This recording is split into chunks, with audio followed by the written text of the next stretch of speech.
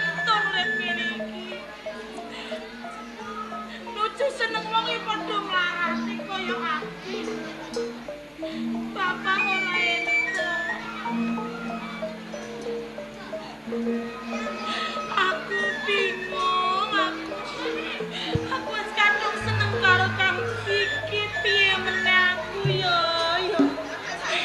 Nek aku mulai mesti aku ketemu karo bapak yo ora aku dipesok kon pedhot karo Kang Sikit. Nek aku ora mulai jerah arep ning aku ora ndek papan tulung meneh. Aku bingung aku bisa karo Kang Sikit. Nek isih weruh mripatku aku mesti seneng. Nek aku mati lah ora.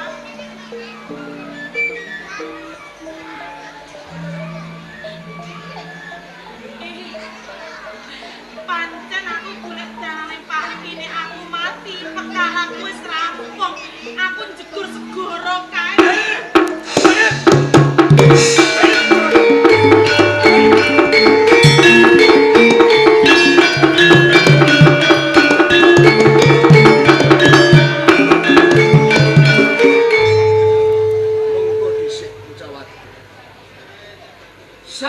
Aku njaluk ngesen gedhe pangapura. Ateges aku nyaluruwus lawan kowe. Mergo iki mau ndak sawang saka kadungan. Aku ngerti kahanan sing ora nyenengake marang atiku.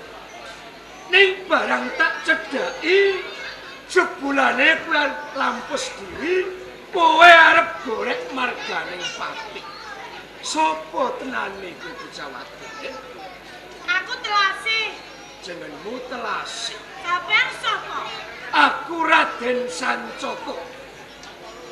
Putra Temenggung ana ing kraton Parangkencana, putrane Kanjeng Rama Temenggung Braja iku.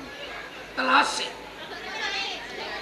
Yen pancen kowe arep golek marganing pati, kowe arep ngayu tuwa. Apa ya wis rampung perkaramu? Nek kula pun mati nggih kula pun mboten gadah perkara. Ngono. Lho, tapi sampean rasake nggih. Iya. Kula niki duwe pacangan. Kowe duweni katresnan. Jenenge niku Kang Sigit. Jenengmu Sigit. Kula seneng. Kang Sigit iku nggih seneng karo kula. Ning bapak kula niku mboten oleh. Sebabe apa telase? Wong tuamu kok ora entuk, ora nyarujuki yen to kowe urip bebrayan marang bocah lanang sing jenenge Sigit. Kula niku mlarat, Kang Sigit yo mlarat. Dadi nek mlarat entuk mlarat sak uripe kula niku mboten entuk. Jane kula niku kontok pangkat-pangkat kaya sampean ngeten iki. Pancen bener wong tuamu Tasi. Wong tuamu nyandhek karo kowe aja nganti kowe urip bebrayan marang bocah wadon sing jenenge Sigit. Mergo Sigit kae wong melarat, temporat nggendong jagat. Pancen bener wong tuamu. Lamun kowe besok diwengku dening bocah lanang sing jenenge Sigit. Lamun kowe besok duweni anak utawa putra, apa ya bisa nyukupi keluargamu? Pancen kuwi bener wong tuamu. Jane nggih. Kula niku jane nggih kepentuk wong sugih. Niku sakniki niku ngoten wong sugih niku nggih pinter kok. Pintere kepiye? Wong sugih nek wong mlarat niku yo wong mlarat iku nulari kok jare ya. Dadi katresnanmu Sigit kuwi penggaweane ki apa? Nggih kadang-kadang niku mek rasa. Golek rasa.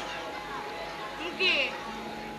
Lah wong kowe iki rupamu ayu kok duwe bojo wong golek rasa. Lah mono kowe iki golek wong lanang sing baguse ngumpuli karo Sigit uga bisa kelakon. Kowe golek calon wong lanang sing duweni pangkat derajat. Iki bisa kelakon Telasi. Aja nganti kowe ndira suwas langsung melang lamun wong tuamu misah ake kelawan kowe karo Sigit penggaweane golek rasa. Ngene lho, Den. Jane kula niku nggih kepengin di bojo ngoten niku. Nek wong kula niku mau kepethuke Kang Sigit kok mboten wonten liyane kok. Upamane kowe tak golekke bojo kira-kira dedeg piadeke kaya Raden Sancaka. Solah lagiane picarane palunggone pangkate iki padha karo aku. Lho kira-kira kowe gelem apa ora? Niku gadah pangkat napa mboten? Duweni pangkat. Bayarane? Bayarane 185 juta. Bocah lanang kuwi sugih wis ra karu-karuan. Niku nek tenanan nek wonten lho nggih. Kula nggih gelem. Kowe gelem tenan? Nggih nek wonten. Kowe gelem tenan? Nggih. Nek kowe gelem bakal tak duduhke wong lanang sing kepengin tresnani karo kowe. Tenane. Ning mengko yen aku bloko goleke karo wong lanang. Aja nganti kowe engko kemlewo ndak sia karo bocah lanang sing tresna karo kowe. Mboten, sing penting duwe pangkat derajat bayarane nggrung-grung kula gelem. Ngono. Wong lanang sing tresna kelawan kowe ora liya kejaba aku dhewe tasih.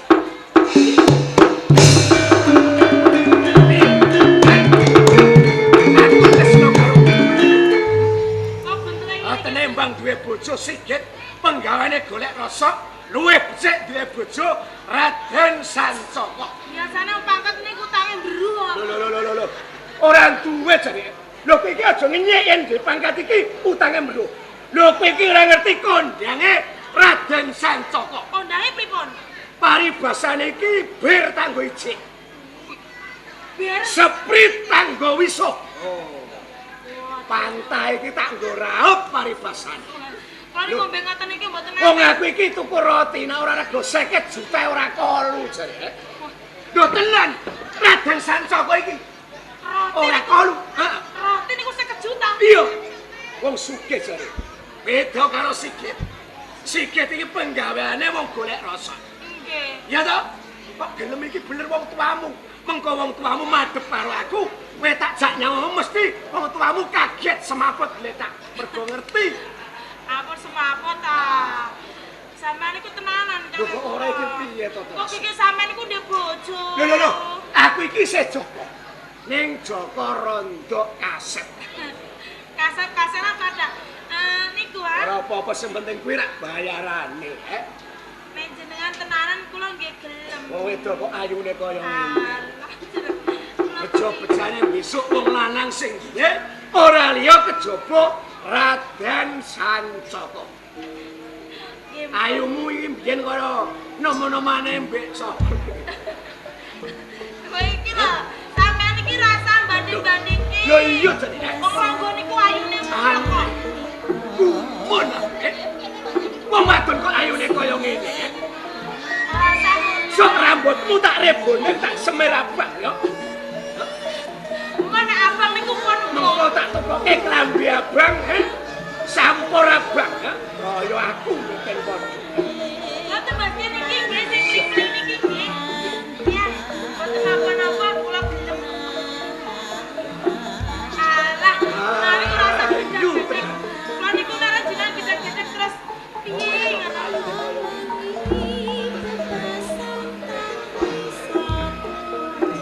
Tak sawang-sawang pucuke rambut nganti saka jempolan sikil senajan to manggon mono ing pucuke bebasan adoh tak cedak pati nyatane nggonmu jejer karo aku wis ora nebet dari perkara jalan desa.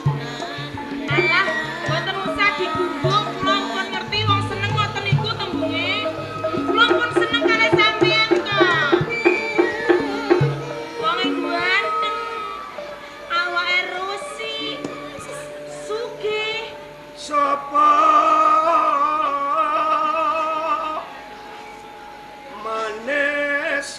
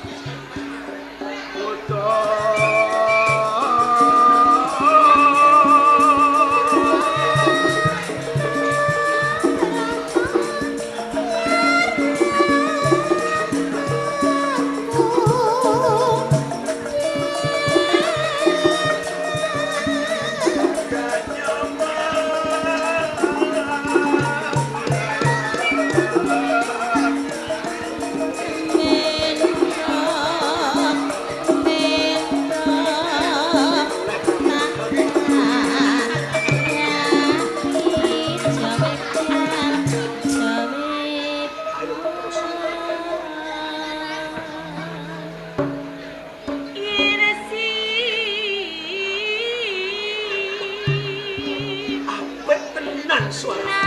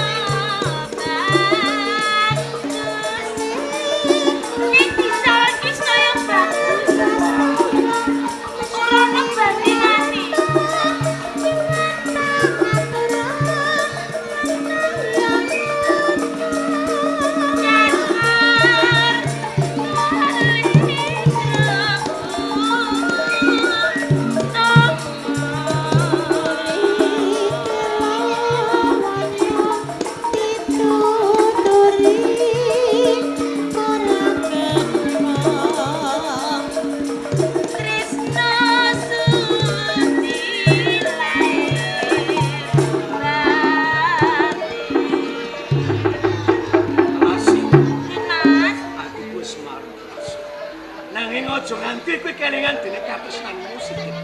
Kula janji, Kang Sigit ki biyen saniki anane mung sampean.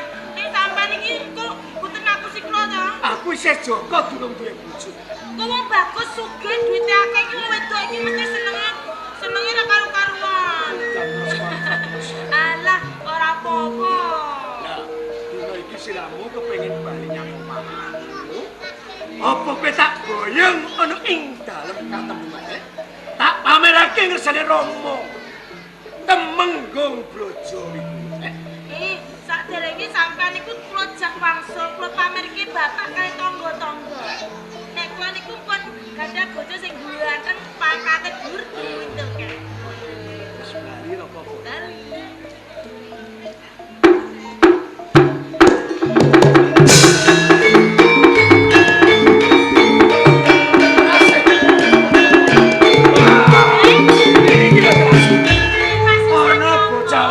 Sing ora duweni subolan sik.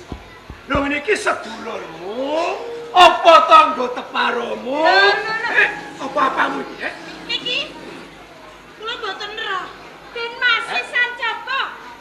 Panjenengan iki pripun ta ya? Kula niki rak calon bojone panjenengan. Kula arum. Niki golek sampeyan kok malah sampeyan iki nyelaki kalih kula.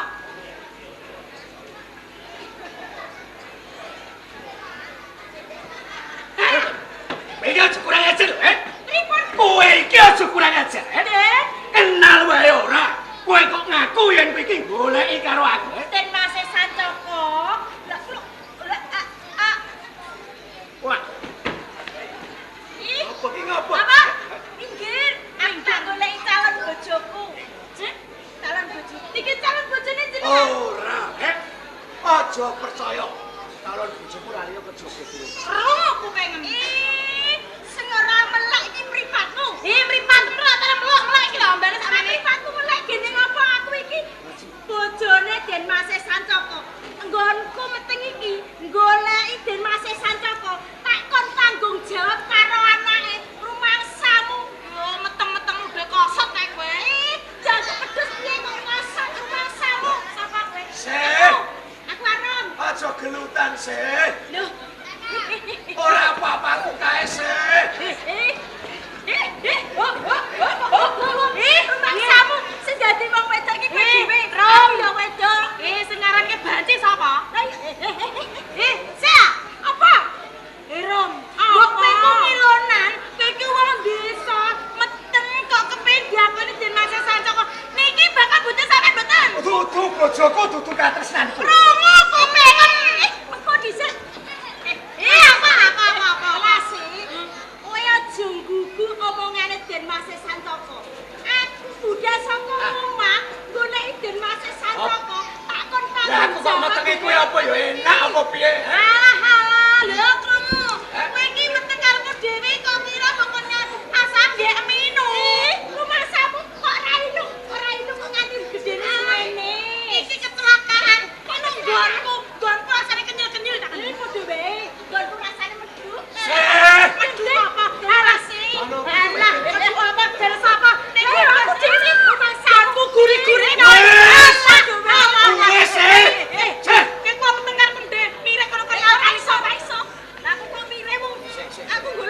bojoku kok. Iki mono calon bojoku. Wis menang.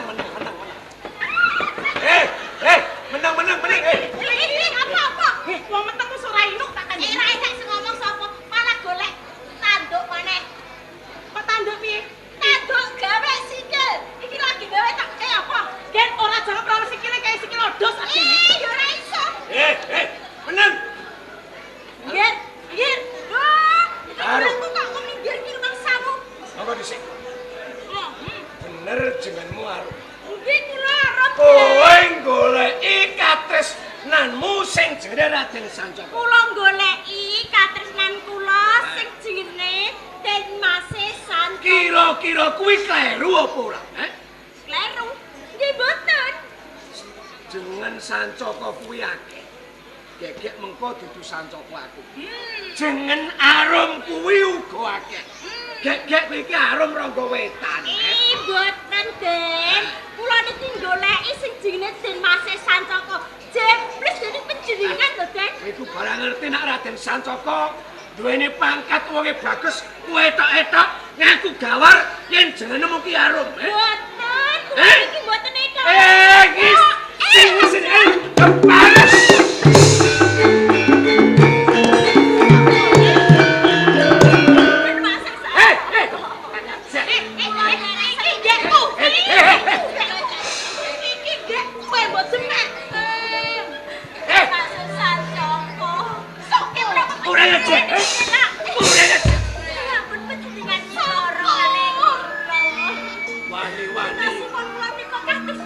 Ngisi karo Raden Sancaka. Masih Sancaka. Kemrapa penjenengan kejenengan mengis. Piye? Lali kalian Arum. Aja njaluk tanggung jawab karo aku. Aku ora kenal dapuramu, Aku durung ngerti aku tresnani karo dapuramu. Wong wedok metengan ta soko. Wedok sekarat. Masih Sancaka. Monggo penjenengan kesentan. Aja ngisin-ngisine karo aku. Aku wis duweni katresnan telase. Aku ora duweni rasa tresna karo. Mula saka kuwi nek kowe njaluk tanggung jawab, aku tanggung jawab karo kowe. Nanging sawangan. Sawangan telase.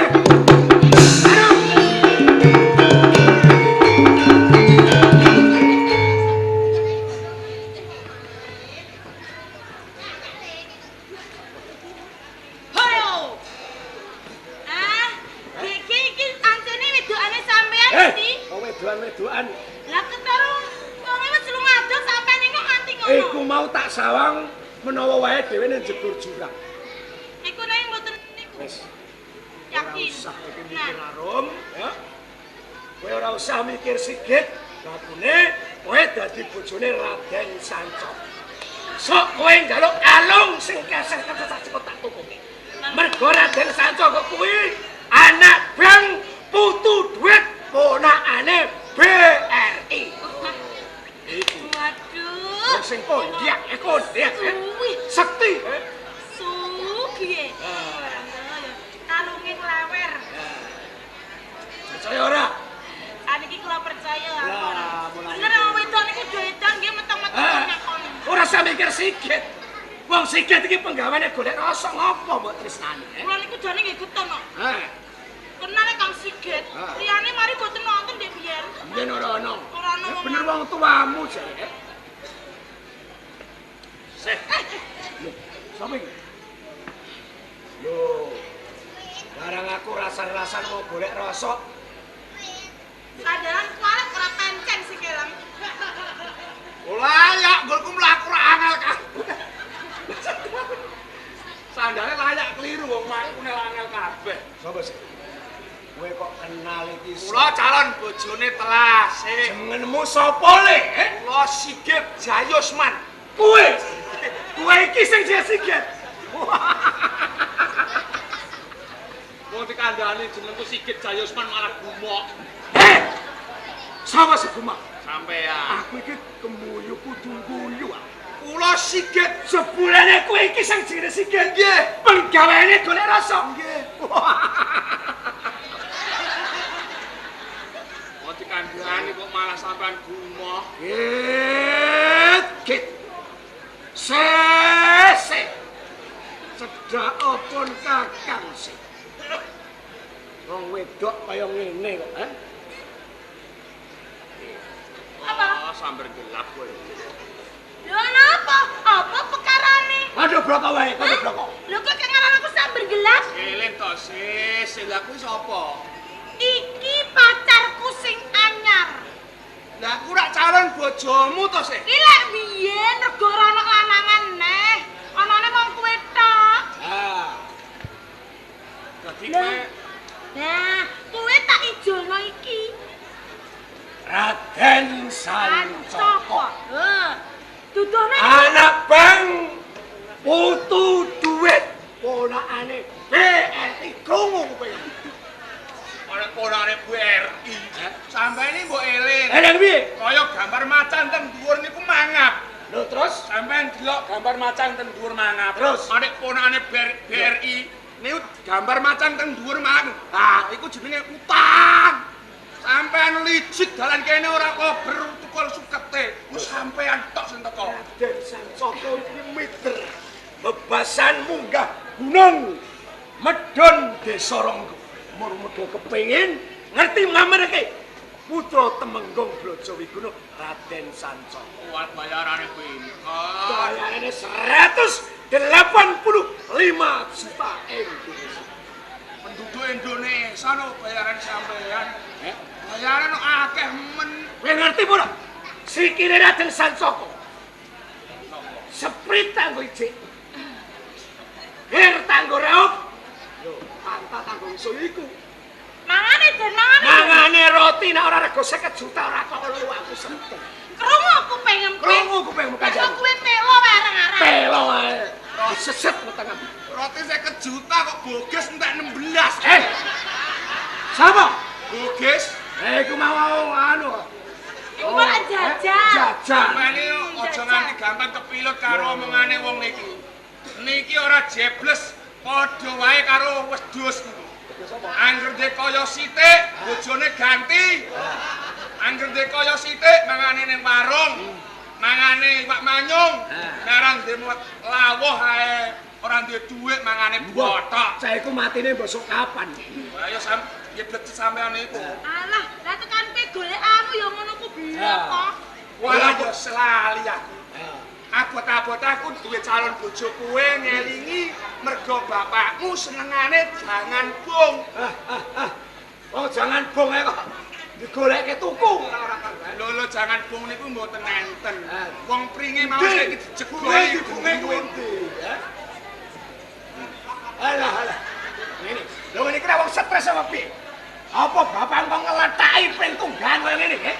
Wong jangan bong kok pring tunggahan. Lah niku digodhog 3 wulan nek nggih pun medhuk.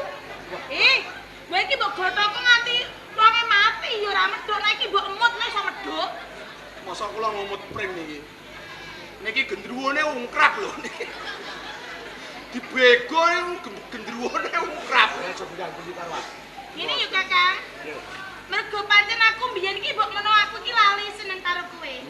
Wong aku saiki wis roh cara basa menene dunia luar. Mata cuma najis mbok adoh aku mbok demek. Saiki aku wis duweni senengan wong sing bagus. Cocok. Pangkate dhuwur. Cocok. Bayarane akeh. Lho, gue Krungu kowe. Sih. Ora usah mikir wong melarat. Nggih. Pikirin wong sing sugih. Ayo. Ayo.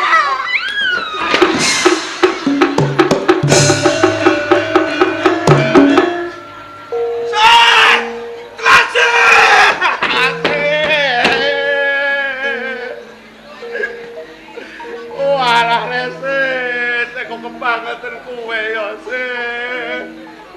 Aku wong melarat ya, Sih. Kowe tega mentolo karo aku ya, Sih. Kowe lek Pak, gawe aku kok pas melarat lek Pak. Ngene iki aku dinyek karo wong wedok, Pak.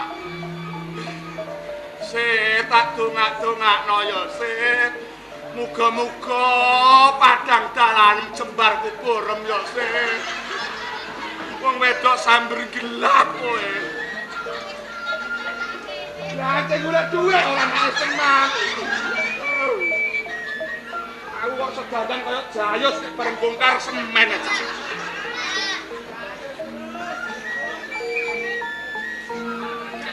Kalau kan aku ape kendak wedi nek mati. Ayo. Nek kendak nek mati piye? Aja cah, wong wedok ayu jakeh kok.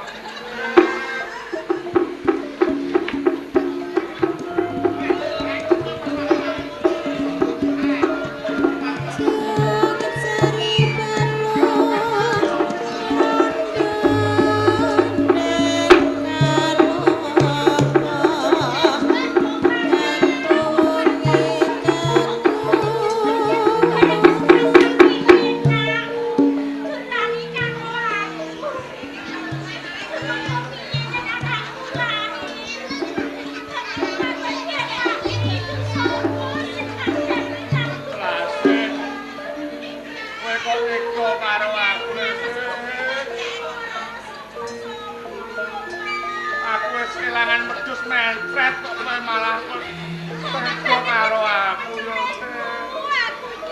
Aku ape kendhat tapi nek mati. Ape minggat ora duwe sangu. Telas. Kowe yo.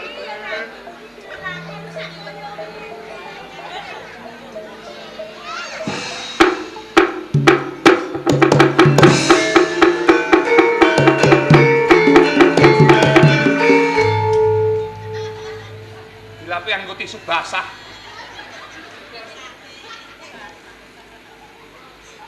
Ini mlaku kok ora ngetinget dalane. Wong jebule.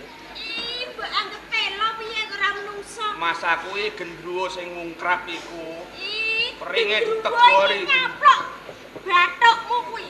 Lah nggih wingi sore-sore gendruwo kok menek pelem ceblok.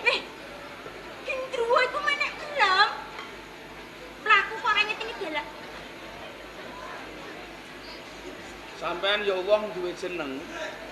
Lah aku ya menungso kaya kuwi. Lah sampean menungso mlakune kok mundur. Sing mlaku mundur iki mau dudu aku. Lah sinten? Kowe ya mlakumu mundur. Nganti kowe nubruk aku ra nyet dalan. Dalane mbahmu dhewe kok piye? Yo malah sing ngamuk sampean sing nubruk iki sampean kok. Lah sing nubruk iki mau kowe mlakumu mundur. Dadak nubruk aku. Rahayune aku ora ketiba. Mergo kula niki pikirane bingung.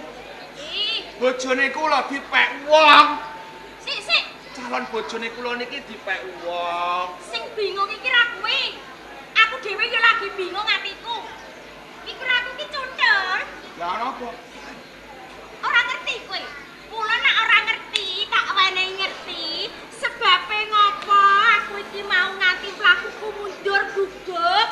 Amarga bingung. Amarga aku lagi kapedhotan katresnan. Oh, nyemoni wong kowe. Oh, sing nyemoni iki sapa? Kowe. Aku iki ra nyemoni. Aku iki lagi kapedhot katresnan calon bojoku dijaluk wong. Kowe aja nyemoni aku. Lho.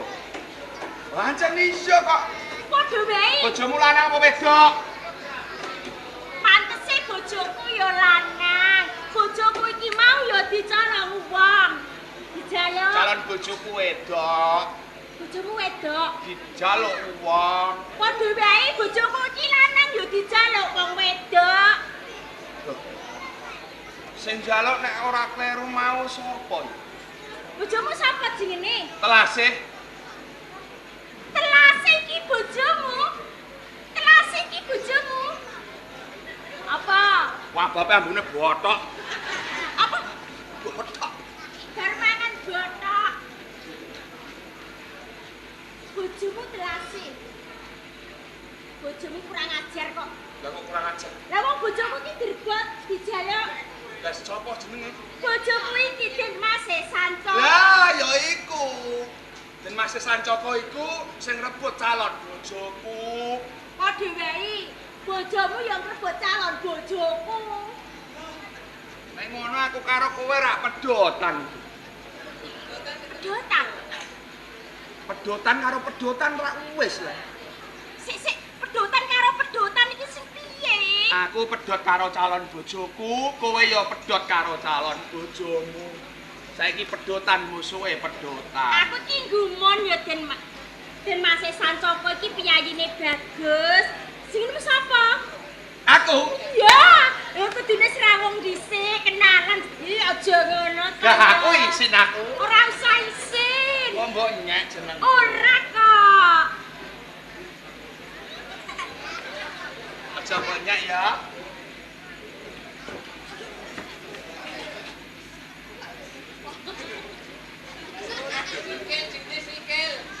Sikil. Sing itu.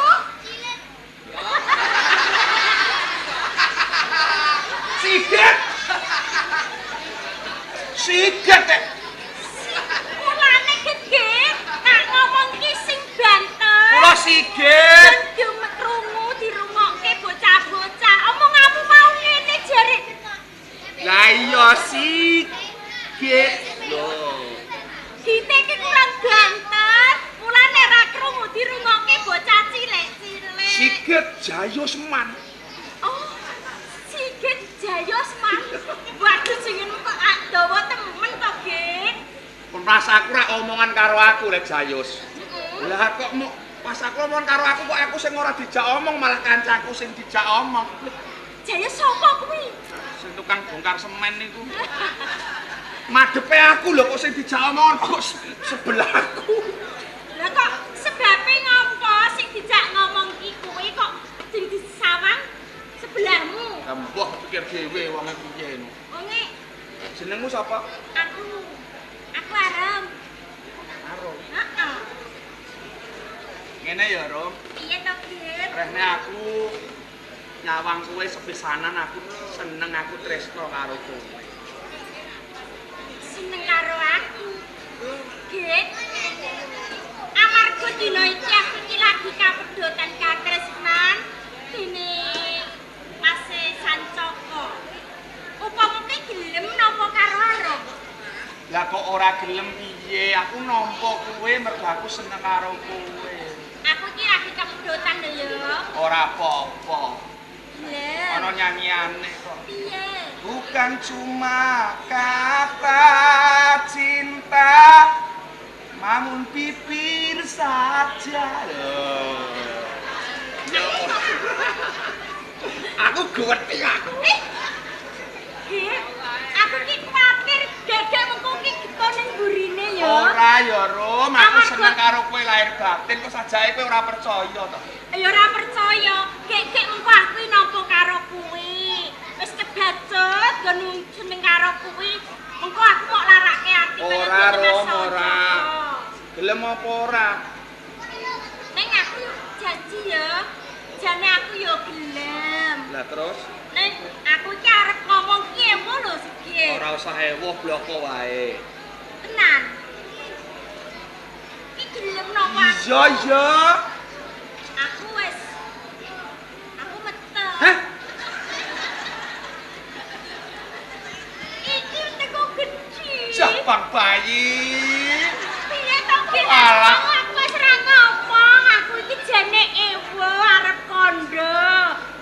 Rumah saku temu gedhi ku mang wargen bothok. Kok botok? Malah jebule wargen bong pring kowe malah. Alah aja ngono to Git, kari kuwi gelem apa ora? Meteng-meteng lah ora apa-apa anggere wedok. Kok meteng-meteng lagi kari kuwi saiki gelem apa ora? Iya aku gelem aku ning pompo anane karo kowe. Matur nuwun ya Kakang Sigit, yen kuwi nampa karo Arum. Delok kas aku ora dadi bapak. Ya mesti wae iki diundang bapak karo anak. Alah, pintere ta. Wis kok niru sapa mesti wae niru. Alah, pintere ta. Pinter nampa. Ku badaran. Seneng atimu ya Kakang Seneng Sigit. ora melu gawe, melu ngomong ora Ayo, apa-apa. amarga iki arep duweni anak. Alah pinter Cak. Ciluk bah. Sik. Aku ki nguwun lho Kakang Sigit. Aku yo seneng.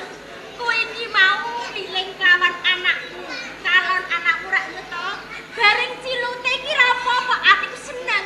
Bareng bane kok ngincing ning isor iki sing kok injin iki apa kan? Ora usah diblakake ngono wae kok ngeblakake. Aku ki kuwatir lho Kakang Sigit.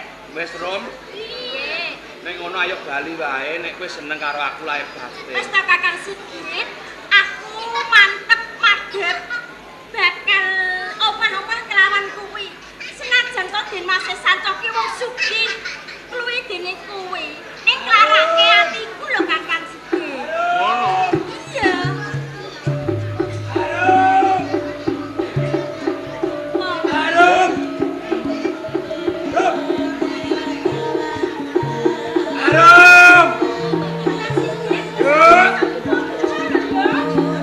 Aku katresnanmu, Nduk. Ana apa-apa? Arum.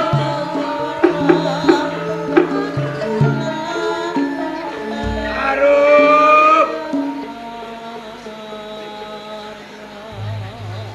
Aku mau golek iki. Ayo balik. Ayo balik. Mangsane. Ayo bali, Rom. Rumangsamu Aku iki nundung karo iki mau giroan. Aku nundung karo kowe iki mau etok-etok, Rom. Aja percaya karo wedhus kowe. Kurang ajar.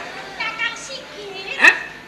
Ora usah digawe. Sing baku iki aku karo kuwi lho Kakang. Git. Jan meteng-meteng lae. Bojomu wis utuh. Bojomu ora tak kapak-kapake. Pek lah, olehno ning Karangori lah ora apa-apa. Wis diganti neh ya Kakang. Wis, saiki ning todanan yo saiki gumoh padha wae. Mergo ora duwe kaya. Wis Apa? Kakang. Pancen wong lanang ade Wis, nek toh. Den Mas Sentoko. Aku iki tresno karo kowe tenan, aku. Tresno? Birunya cinta. Aku sayang kowe tenan. Sayangku. Ah, yang bener bae. Ora usah gampang percaya karo niki yo jen Ora percaya iki piye? Ora kok Kakang Sigit. Bojomu kae pepeken, bojomu kae pepeken. pun mboten doyan. Arum tak pe aku. Pun mboten doyan. Saiki sing bisa golek ganti ra mung Den Mas Sancoko. Eh. Senajan wedok ini iso golek ganti 10. Nang apa piye? Kira-kira kowe tak baleni ora gelem. Pak, baleni gelem apa ora kowe, Saiki ngene wae. Piye Kakang Sigit? Di anak nopil caju. Kok pilkada lho? Nek pilkada lak pilihan kepala daerah. Pilkada? Nek pil caju lak pilihan calon bojo. Wong bojo kok ana calonan dhewe. Lah iya saiki milih aku apa milih Sancoko. Nggih. Kakang Sigit, kan panjenengan Den Mas Sancoko. Ah, Saestu panjenengan iki badhe baleni kalian Arum. aku arep baleni karo kowe, aku tresno karo kowe. Saestu Iya, Arum. panjenengan badhe baleni Arum. Iya, Kula niki badhe nari dhumateng ati kula lho Den Mas. Nari atimu. Menawi mangke ati kula saged nampa dhumateng panjenengan, mangke kula nggih nampa kaliyan panjenengan. Lho ati-atimu dhewe nek ditari to. Lho, pancen kepercayaan kula kok. Ngono ya wis, piye tak rungukke jejak. Kakang Sigit, sing dadi seksine ya, upama aku iki mengko takoni kelawan atiku. Aku nak bisa nampa Den Mas Sancoko, aku iki mengko mantuk. Upama aku ra gelem nampa Den Mas Sancoko, aku gedhek ya Kakang. Rungokke iki, Dik. Iya. Ati-ati. Apa rempelo? Iki kok malah Wong ati kok ditakoki, wong ati-atine dhewe kok ditakoki. amargi kula niki badhe nampa kaliyan panjenengan iki gelem apa ora Oh, ati ngono. kula. Iya wis ora apa-apa. Ati-ati, kowe iki dibaleni Den Mas Sancoko iki gelem apa ora? Nak gelem kandha mantuk, nak ora kandha gedhek. Iya. Baleni. Ora krungu Kakang. Ati-ati, kowe iki dibaleni Den Mas Sancoko iki gelem apa ora? Nak gelem kandha mantuk, nak ora gelem kandha gedhek. Iya. Bukan cuma kata cinta.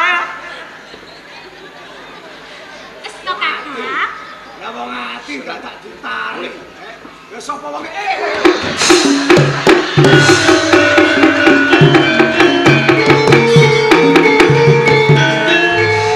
samper foto tenan. Males saiki. Wis, wong wedok ora tak pikir.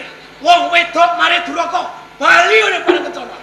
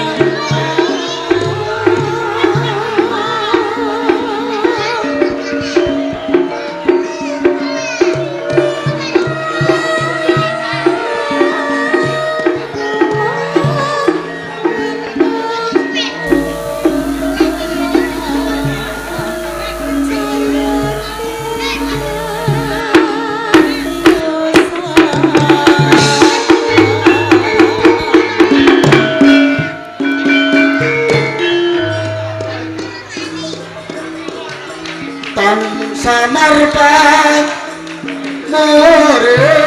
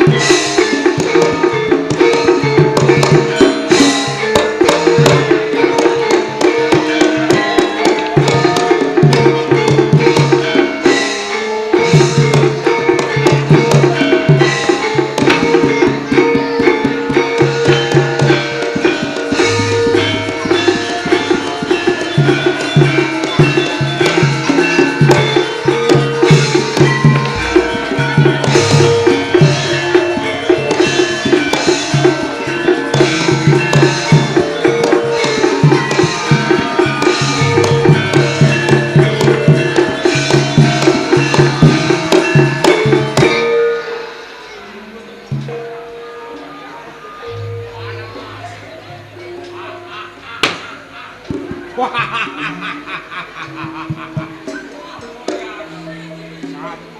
ana menungso sing semedi menyang kene. Angka dadi padah kala mangsa. Oi, menungso. Karo kowe ra gelem juga tak tandang kala mangsa. Waduh.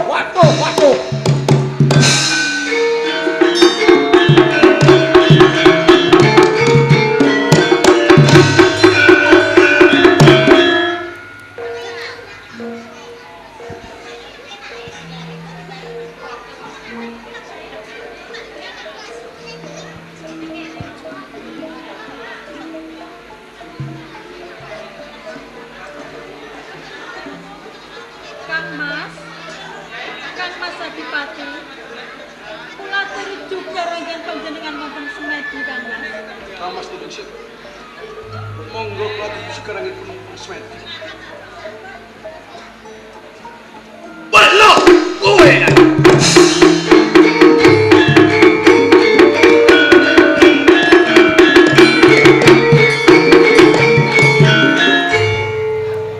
Kasih Tunjung Sari lan kuwi sekatang umat. Nggih kula parito. Wani lumebono sajroning patunggon kanthi jugarake kawan pun kang. Menawi lepat kula nyuwun pangapunten ngantos wedal ari kalengganika kula mantun juga raket anggen semedi. Yai Tunjung Sari, Cih kula Kang Mas. apa sliramu lali? Ala kasipun kakang rikala semua. Pun kakang anggone meminta kawan Bathara yen durung jangkep 40 dina aja nganti siadin jugarake kawan pun kakang. Kang Mas Tunjung Seto. Nyuwun pangapunten saderengipun Kang Mas. Katuran pirsa menawi anggen panjenengan wonten semedi menika sampun ganep sekawan dasa dinten. Piye? Kowe jangkep 40 dina. Menika leres Kang Mas.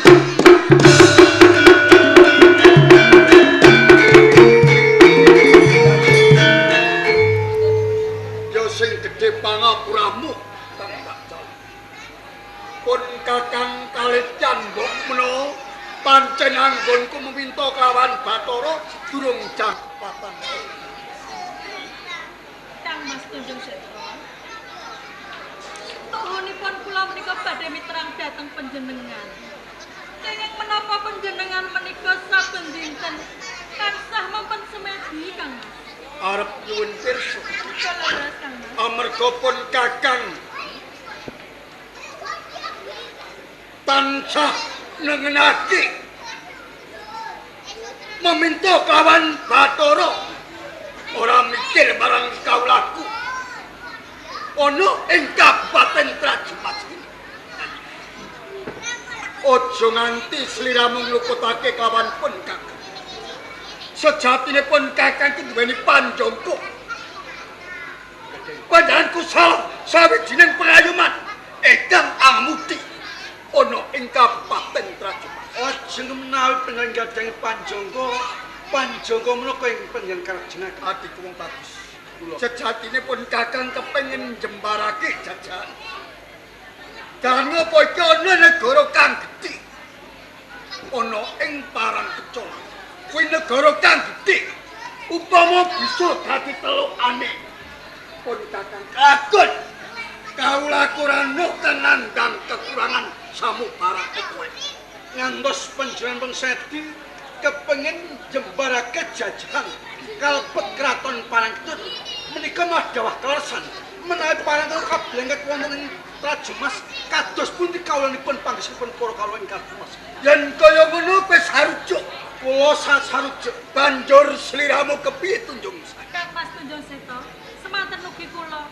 Kula ugi sarujuk Kang Mas. Awet sedaya kala wau saged mimbuhi kawibawan dhateng panjenengan Kang Mas. Aku matur nuwun banget. Mula saka kuwi ing dina iki sliramu bakal ndak sampri gelar Senopati Perang ono isan.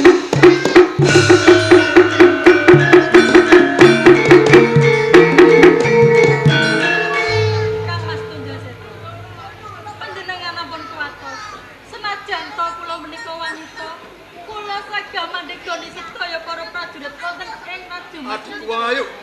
Pun kakang mundut. Seliramu kudu mandikani kabeh para prajurit. Ini badhe sabyan supaya kumata ana ing desa. Kepareng lan ana ing negara para nyuwun pamit Mas. kakang paring panis.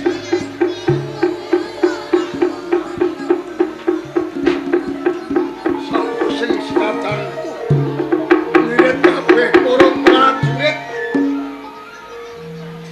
kempet lampit prajurit lan senajan wong saking desa bakal tak dadekake prajurit ormong surane kaake yo iki sak noron aku kang bakal nglapati kawan.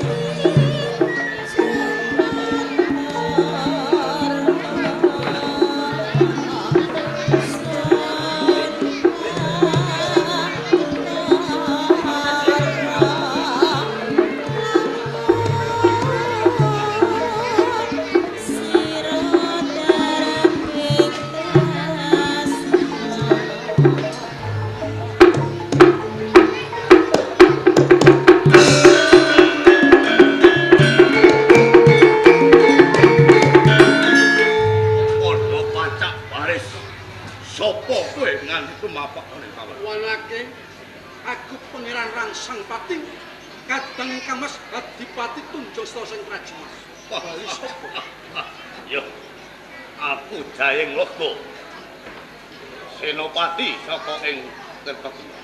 Yen tiwas kebeneran jeng loga bisa temukan kowe ing pinggar jajan. Kowe sumingira ratu ing pangertu pudon soe gampar palan. Rindu mawon. Jas.